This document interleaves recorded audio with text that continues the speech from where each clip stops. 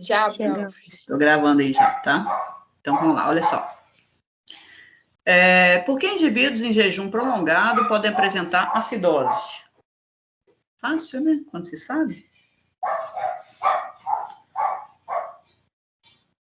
Passo a palavra para vocês. André, Uhum. eu imagino que seja por causa do estímulo de produção de corpo cetônico. O corpo cetônico, como é ácido também, pode provocar isso. Eu imagino que seja por isso também. Por isso. Não precisa nem tirar o... Pode tirar o também. Por isso. Tá? Então, quer dizer, na verdade, vamos fazer uma explicação um pouco mais detalhada, Yuri. Olha só.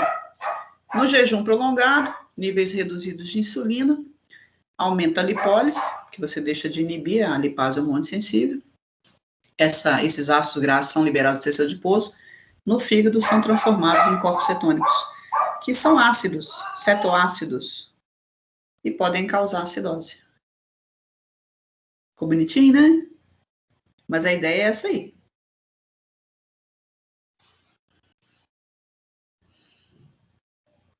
Tá bom? Agora a segunda.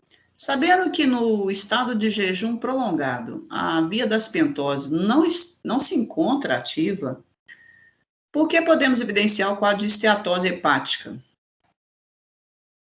Porque a gente poderia ter esteatose hepática em função de um excesso de glicose.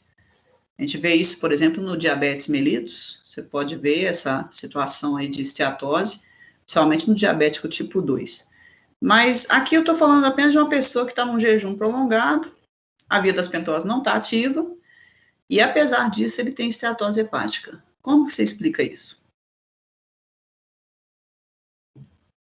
É uma dieta rigorosa?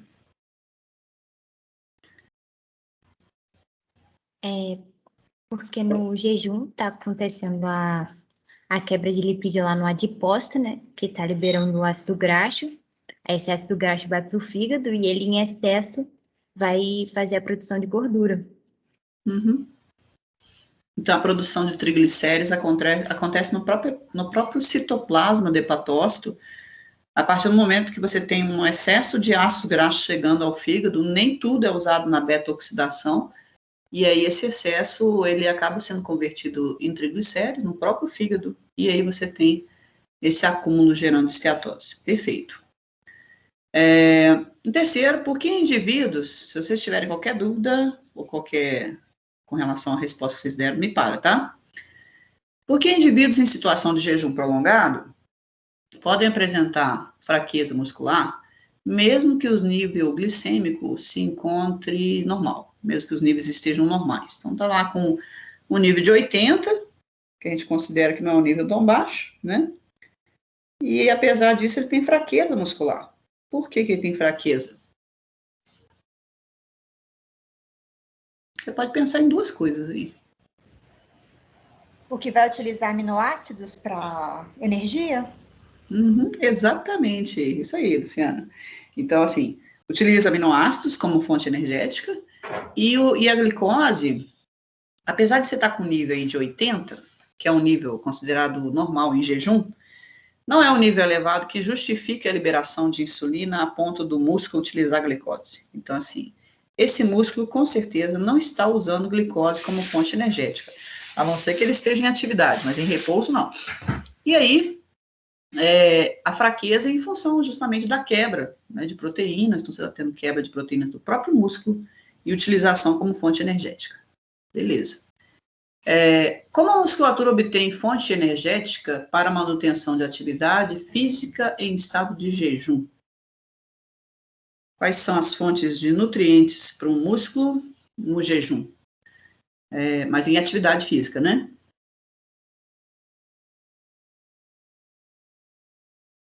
Aminoácidos ou gordura? Aminoácidos ou gordura. Agora, antes disso, Thaís, tem mais. Em atividade física, apesar do jejum. Vai utilizar glicose. vai usar, não tem jeito. Então, assim, apesar de a gente falar que tem aminoácido, tem gorduras, né, tem glicerol, por exemplo, mas não adianta, né? Os corpos cetônicos produzidos pelo fígado, os ácidos graxos, né? Tem glicose, quer dizer, se você tem ali glicose no sangue, mesmo que seja pouca, normalmente você não utilizaria. Mas se eu estou em atividade, eu faço translocação de GLUT4. Aí não tem jeito. O músculo, entre usar glicose e usar gordura, corpos cetônicos, aminoácidos, ele vai usar glicose. Está disponível, ele usa. Entendeu? Mesmo que não use muito, mas ele usa. Porque, como o nível de insulina vai estar reduzido, você não vai ter uma estimulação intensa aí da produção da via glicolítica, gliconeogênese, não, você não tem esse efeito. Mas tem glicose disponível, então tá lá no sangue. Translocou a GLUT4, entra, acaba usando. Infelizmente, por isso que tem o risco. Como se encontra a atividade da lipase lipoproteica em estado de jejum? Ô, professor, Sim. Na 4 também pode ser usado creatinina P? Pode, mas assim, Pode. durante um minuto. Um minuto. Então, eu coloquei, mas ele fala assim, mas acaba rapidamente. Isso, Você gasta, por exemplo, se você já gastou seu glicose, você gasta sua creatina. Primeira coisa é gastar creatina, né? Você gasta a creatina fosfato, você gasta seu glicogênio que está armazenado, aí você começa a consumir aminoácido, mas aí como você está tendo atividade, está translocando GLUT4. Aí você também tem entrada de glicose na célula. Então, você consome aminoácido, tem entrada de glicose na célula, os corpos cetônicos estão chegando, então você acaba tendo várias fontes energéticas, além da glicose. Entendi. Mas a primeira que você gasta aí é a creatina fosfato, o Igor. Entendi. Obrigado. Vamos lá. Como é que está escrito ali? Sabendo que o transportador de glicose não fica do GLUT4, por que GLUT2? Porque no jejum não ocorre pouca utilização de glicose pelo hepatócito. E tem dois motivos também. Por que o fígado não usa muita glicose no jejum? Dois motivos. Porque ele deixa a glicose para o sistema nervoso, por exemplo, que só usa a glicose. Mas como? Como é que é esse mecanismo? Por que ele deixa a glicose? Fosforilação. Ele não coloca a glicose 6P, aí ela nem entra. Então, a primeira resposta é essa. A glicoquinase não tem grande atividade, né? Quer dizer, como ela não tem muita afinidade para a glicose, então, para ela funcionar, a glicose tem que estar em níveis mais elevados, então, você não retém glicose no fígado, né? Mesmo que entre, acaba saindo. E o outro motivo? O que está chegando em peso no fígado, que ele pode usar como uma fonte energética violentíssima? Uma produção de ATP, uma produção de ATP 4, 5 vezes maior do que a da glicose, né? Então, o fígado, ele tem muita mitocôndria, então ele tem muita beta-oxidação. Chegou o ácido graxo, ele vai fazer ativação, utilização, fazer a beta-oxidação. E a produção de energia é muito alta. E ele precisa de muito ATP. Então, acaba que ele usa ácido graxo, produz aí 5 vezes mais ATP do que se ele fosse utilizar a glicose. Então, preferencialmente, ele vai acabar usando aí ácidos graxos como fonte energética. E se sobrar, lembra que ele acaba utilizando também aminoácido. Vamos ver por quê. Quando o músculo usa, vamos pensar aqui, o músculo está usando aminoácido como fonte energética, tá? Vamos relembrar uma coisa da bioquímica 1, pode ser que vocês tenham esquecido. Quando ele faz a transaminação, você produz glutamato. E esse glutamato é muito difícil de lidar com ele. Você não consegue metabolizar esse glutamato lá no músculo. E você vai ter que mandar isso para o fígado. Então, o fígado, ele vai receber o glutamato na forma de glutamina, lembra? Então, o glutamato reage com a amônia, forma a glutamina, vai para o sangue. E a outra forma, glutamato reage com piruvato, forma alanina. Aí vai para o sangue também. Aí chegando lá no fígado, o fígado vai fazer transaminação e desaminação. Então, quando ele faz uma transaminação, vamos supor, ele pegou lá, vamos supor que ele pegou glutamina. Quando ele pega glutamina, ele quebra a glutamina, produz amônia e glutamato. Beleza. Aí pega o glutamato, faz desaminação. Aí desaminou. Tirou a amônia. De novo. Formou o quê? Alfa-cetoglutarato. Então, o fígado está recebendo alfa-cetoglutarato. O que mais?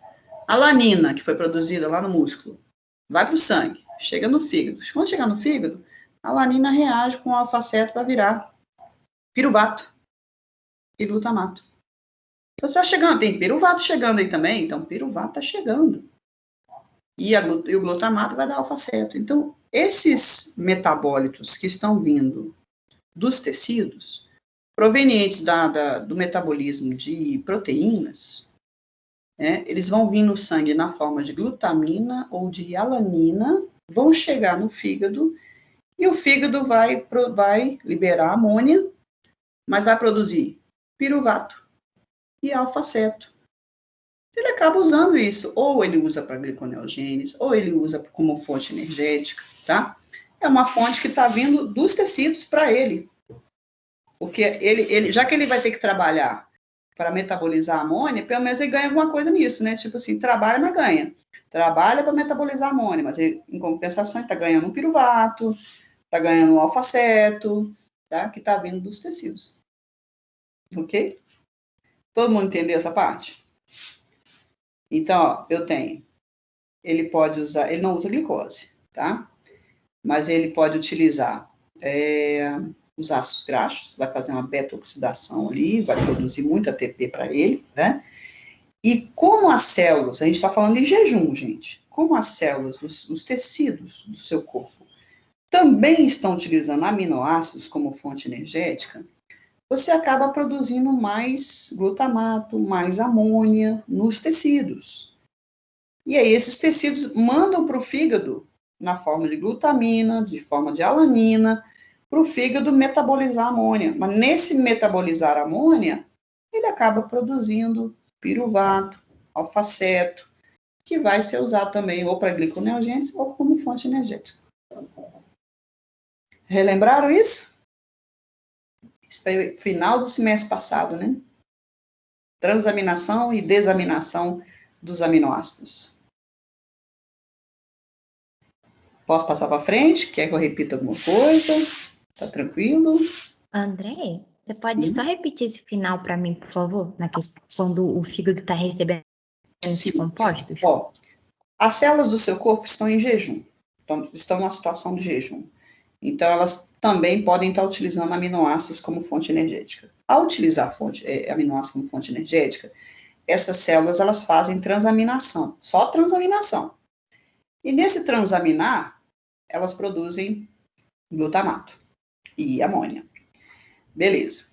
Aí, esse glutamato ou amônia, eles vão ser transportados no sangue na forma de glutamina ou de alanina. Então, por exemplo, glutamato reage com piruvato e forma alanina. Aí você transporta alanina e glutamina no sangue. Ao chegar no fígado, o fígado vai ter que lidar com esses compostos para liberar amônia. Aí ele faz, primeiro, vamos pensar na glutamina. A glutamina, ele tem uma glutaminase, ele vai lá, tira a amônia, forma glutamato. Aí ele pega o glutamato, faz a desaminação, tira a amônia, forma alfa-ceto. Então, já tem um alfa-ceto sobrando ali. Então, glutamina, glutamato, alfa-ceto, liberando duas amônias. Alanina. A alanina está vindo no sangue, chegou na hepatócito, a hepatócito pega a alanina, reage com piruvato, forma. Reage com alfa-ceto, né? Desculpa. A alanina reage com alfa-ceto, forma piruvato e glutamato. Aí você já tem um piruvato aí, chegando, né? Aí depois o glutamato sofre desaminação, forma amônia e alfa-ceto. Entendeu? Você repõe o alfa-ceto, mas você ganhou um piruvato. Foi sim, lembrei agora da reação. Uhum. Então a gente chama assim de, Nos tecidos, tá? Guardem isso aí, gente. Os tecidos fazem apenas transaminação. Só transaminação. Agora, desaminação, né? Você pode ter principalmente o hepatócito e o rim faz um pouco também. Lembra aquela último slide que eu mostrei do rim? Que aí tinha lá glutamina, glutamato, alfaceto, lembra que aí tem amônia, grupo. Então, o rim também consegue fazer essa desaminação, né, semelhante ao hepatócito. E lá ele gera aquele íon amônio, né, para poder ajudar na neutralização dos corpos cetônicos. Tá bom? 7. Andréia, Sim, eu só acho que você pulou a questão 5. deixa eu ver. Como se encontra a atividade da lipase? É. E aí? Lipase lipoproteica em estado de jejum. Aí vocês falam assim, professora, depende, né? Qual lipase? Você está perguntando. Eu quero as duas. A lipase do tecido adiposo e a lipase do tecido cardíaco. E aí, o que vocês me falam em relação à atividade da lipase lipoproteica em jejum?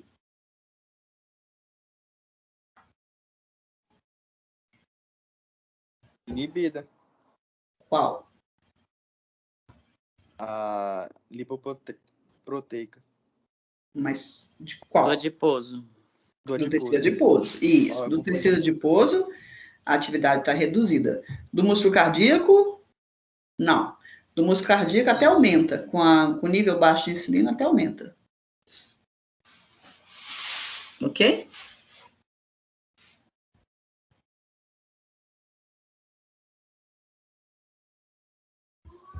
Agora vamos lá.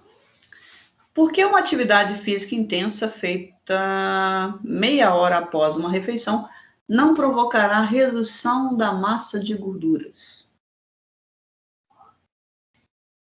Tipo assim, você não vai emagrecer, você não vai perder gorduras. Você começou a fazer atividade física meia hora depois da refeição. Vamos supor que você comeu um prato de macarronada. Não vai pensar que você comeu uma feijoada e foi fazer atividade, porque o que você vai ter é indigestão. Comeu feijoada e churrasco, lembra que a digestão vai levar aí umas 3 horas no estômago, tá? Somente quanto mais carne, mais gordura, mais o processo vai demorar, porque mais CCK você vai liberar. Você vai liberar mais CCK, vai liberar mais secretina, vai liberar mais GIP, né? Então, o esvaziamento gástrico é lento. Então, o processo digestório leva aí pelo menos umas 3 horas, tá? Mas você comer um prato de macarrão, uma macarronada, né? E foi fazer uma atividade física meia hora depois. E aí? A gente tem ainda a manutenção do estado absortivo, por umas 2 a 4 horas, né? Uhum. Então, por conta disso, a gente não vai ter esse metabolismo de catálise, né? Esse catabólico. Uhum. As vias de anabolizantes vão estar mais presentes, né? Uhum. Então, exatamente. Então, nesse estado aí, meia hora após a refeição, eu ainda estou com glicose no sangue, eu estou com insulina no sangue. Então, assim, não justifica, você não vai fazer queima de gordura, você não tem queda, você não vai ter lipólise. Você pode até não engordar, você pode até não levar a gordura, o excesso de alimentos, para o tecido adiposo. Mas você também não vai liberar. Então, assim, o que você vai fazer? Você vai usar o que você gastou. Aliás, você vai gastar o que você comeu. Você comeu e você vai usar. Tá? Então, é isso aí. Claro que se você comeu em excesso, você acaba armazenando. Mas no caso aqui, você está fazendo atividade física, então esse excesso de glicose você acaba utilizando. Só tem que tomar cuidado com o que você come e quanto tempo após uma refeição você vai fazer atividade, para não ter um processo de indigestão. Lembra que eu falei com vocês? Quando a gente começa uma atividade física, a digestão para.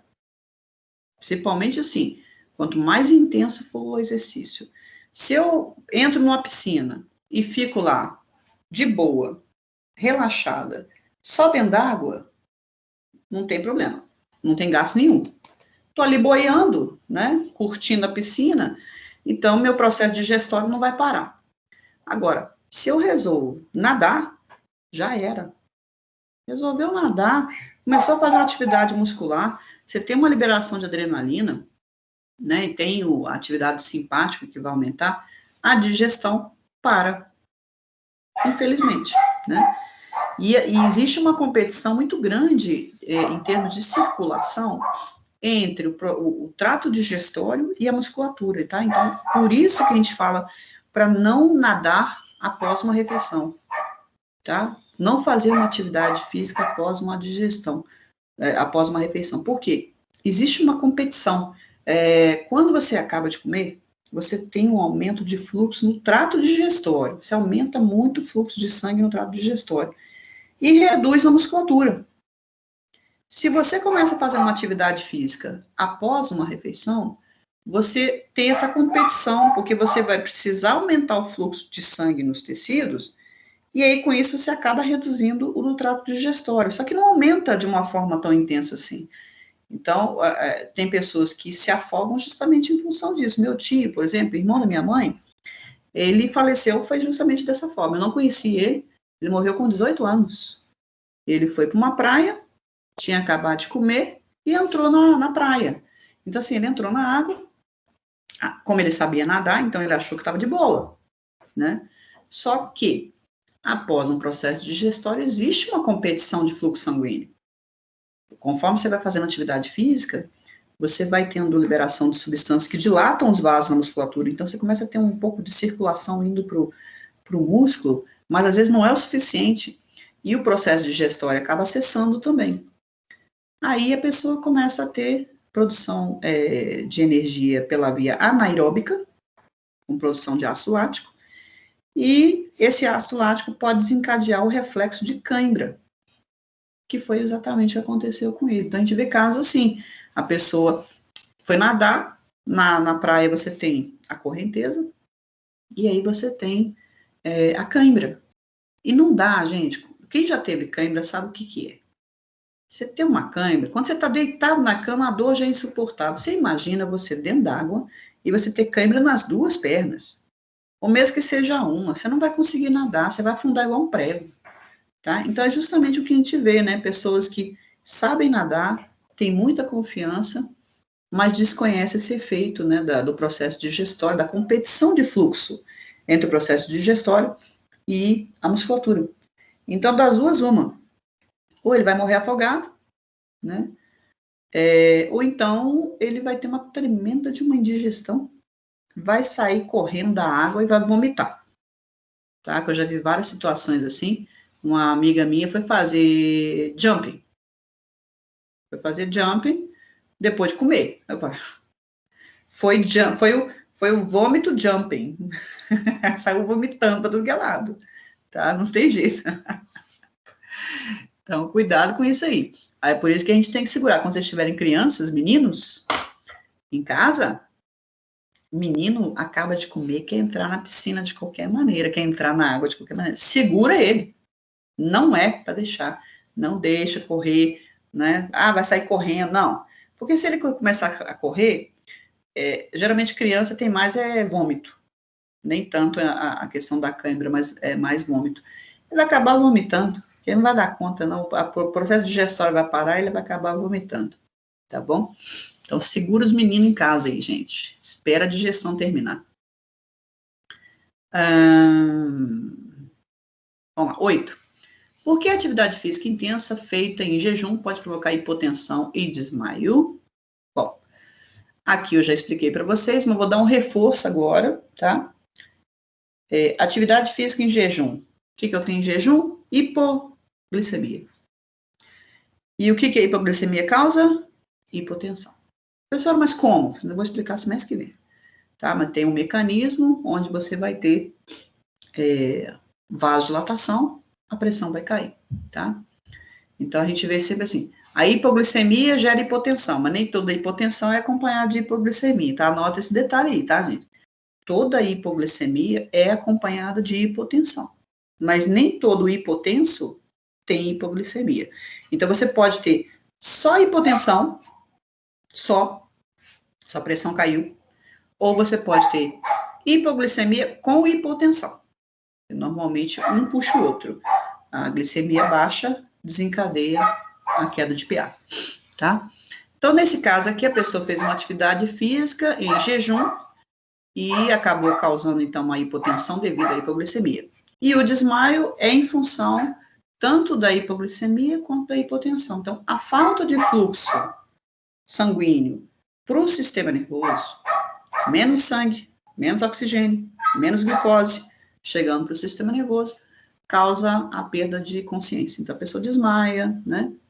Agora, lembra que muita coisa pode acontecer antes disso. A pessoa pode ter, por exemplo, náuseas e vômitos. Lembra que a hipoglicemia, ela pode causar náuseas e vômitos, confusão mental, convulsão, né? E até o coma. Então, se baixar muito a glicose, você pode ter até a chegada do coma, tá bom? Mas aqui ele geralmente só desmaia. Fez atividade, desmaiou. Professora, Sim? nessa questão, eu também tinha comentado a questão do GUT4, que ele começa a ser expresso e aí demanda mais glicose. Poderia ser assim também? Também, exatamente. Então, a atividade física, ela expressa o GLUT4, aí você causa uma hipoglicemia, e a hipoglicemia leva à hipotensão. Fechou. É isso mesmo. Tá ficando faltando o linkzinho. Isso mesmo. Para a gente fechar Obrigada. a aula. Por que a produção... Pode? Pode? Pode? Pode. Por que a produção de lipoproteína aumenta nos hepatócitos após uma ingestão elevada de carboidrato? Ah, essa é fácil demais, né? Essa é facinho, facinho. Fácil quando se sabe. Quem me fala aí? Quem entra?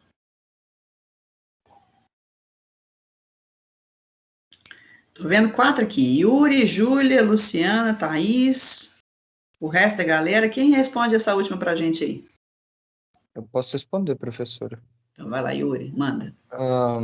A gente tem excesso de acetil-CoA, né? Como a gente está ingerindo essa massa, esse macarrão todo, muito amido, significa que lá no estômago a gente vai ter as quebras e tudo, até a gente ter monossacarídeo e tudo. E esse monossacarídeo, em geral, é glicose. Essa glicose vai ser transportada por via porta-hepática e lá a gente vai acabar tendo um excesso de glicose. Esse excesso de glicose também vai significar um excesso de acetil-CoA.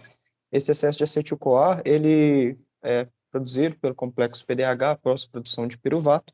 A gente vai ter esse acetil juntando com o citrato, formando o oxalacetato, que vai ser transportado, e mesmo no próprio citoplasma a gente vai já ter um excesso.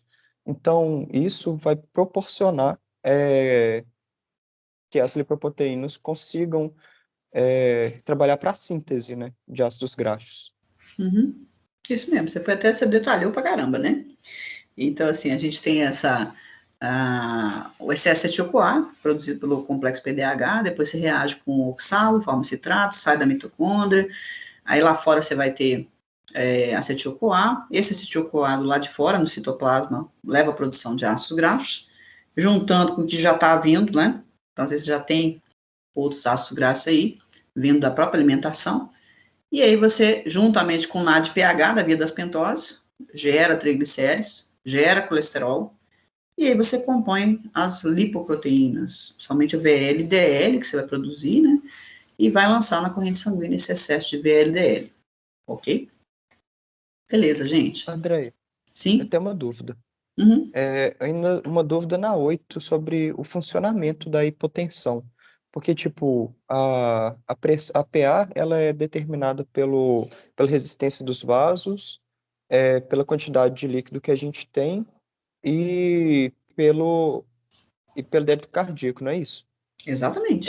Isso mesmo. Então, como que esse estado de jejum e de hipoglicemia vai afetar? Eu não sei se é alguma coisa ligada à absorção de glicose lá nos néfrons e tudo. Eu não consegui fazer esse link. Porque, na verdade, eu ia deixar esse link para o semestre que vem, mas como você já tem uma noção de resistência vascular e de débito cardíaco, funciona da seguinte forma. A partir do momento que você tem um nível mais baixo de glicose sendo fornecido para a musculatura, o músculo liso automaticamente relaxa. São duas situações que provocam isso, na verdade. A baixa de oxigênio e o nível mais baixo de glicose. O músculo liso, ele tem uma resposta de relaxamento devido à falta de uma coisa ou de outra, ou de oxigênio ou de glicose. Quando o músculo liso dos vasos relaxa, você tem vasodilatação, ou seja, a resistência vascular cai. Aí a pressão automaticamente cai. Então, é só uma consequência mesmo. A resistência cai. Entendeu? Você pegou... Isso aí é o que eu ia dar, vou dar semestre que vem.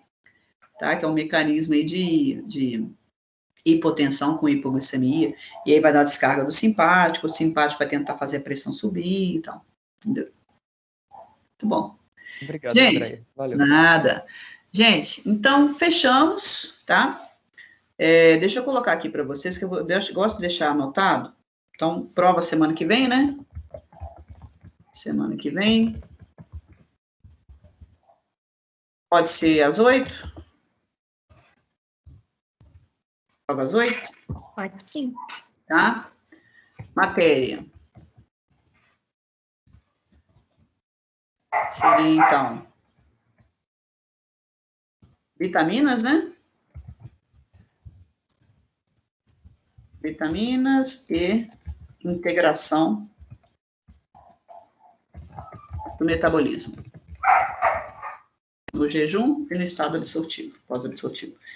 Tá? Então, semana que vem, a gente não tem aula, vai ser só a prova às 8 horas, de 8 às 10, 10 e pouquinho, tá?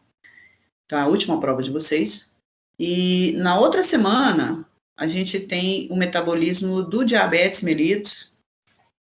Então, gostaria muito de trabalhar com vocês esse assunto, porque assim, como vocês vão ver físio ainda semestre que vem, a gente vai trabalhar com diabetes mellitus de novo semestre que vem, né, a fisiologia, mas a gente nós já vamos falar um pouco aqui na Bioquímica 2, das alterações metabólicas no diabetes mellitus. A gente já até comentou da via do poliol, né, no semestre passado.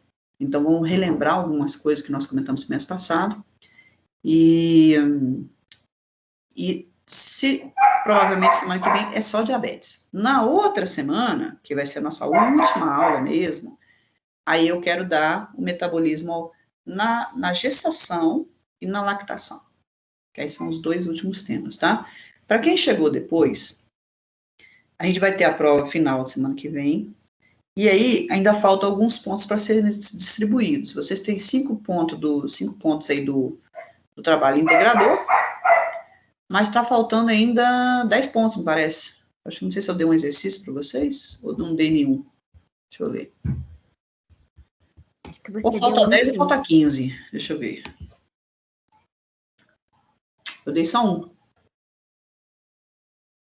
O exercício valendo 5 pontos. O trabalho integrador valendo 5 pontos. Então, faltam 10 pontos. Esses 10 pontos vai ser tipo um exercício no Canvas, aquele exercício que vocês já fizeram,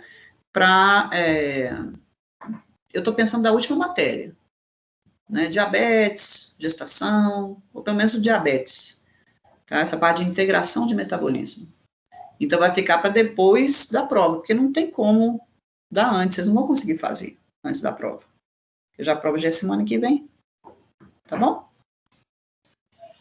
Então, tá bom, gente, boa semana para vocês, e até semana que vem, tá? Qualquer coisa, vocês entrem em contato comigo via Canvas, se tiver algum probleminha, alguma dúvida cruel sobre o metabolismo. Aí eu não vou abrir videoconferência, eu vou deixar que vocês comecem a prova às 8. Se alguém tiver alguma dúvida importante, professora, eu tô com uma dúvida aqui, tira a dúvida para mim, aí eu posso até entrar, tá? Mas eu não vejo muita necessidade. Então, se vocês quiserem tirar alguma dúvida, mandem mensagem para mim via Canvas. Aí eu entro lá na videoconferência, se precisar, antes da prova. Como eu acordo 4h30 da manhã, para mim não tem problema nenhum abrir uma videoconferência às 5 horas da manhã para vocês. 5 horas. Tá bom? Beijo para vocês, gente. Boa semana, tá? Tchau, Andréia. Obrigada. Eu agradeço. Tô de Obrigado. boa. Tchau.